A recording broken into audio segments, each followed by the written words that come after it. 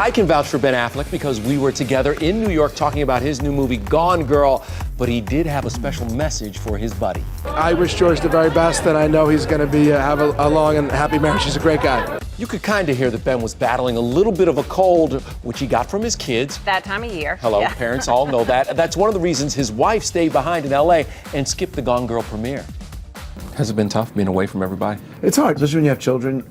You balance your work and your family life. I'm very fortunate. I have a lot of means at my disposal where I'm able to do that more fluidly. But particularly women, it's hard. It's a hard thing to go like, if I'm with my kids, I feel like I should be working. If I'm working, I feel like I should be with my kids. They can't win. How was your marriage, Nick? Are you asking me if I killed my wife? Ben spent 5 months working on Gone Girl. The role made him think about how the media can turn newsmakers into celebrities. What about you?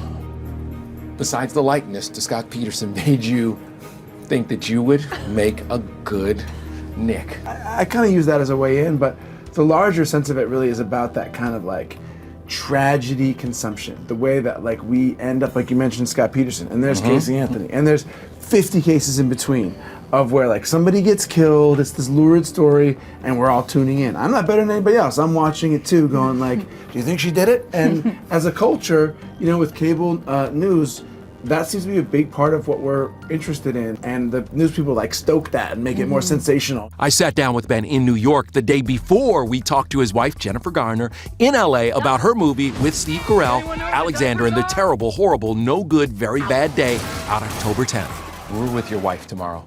Is there a question you want to ask her? I want to ask her how the kids are doing and how she's doing. I hope she's holding up all right, because our kids are all sick.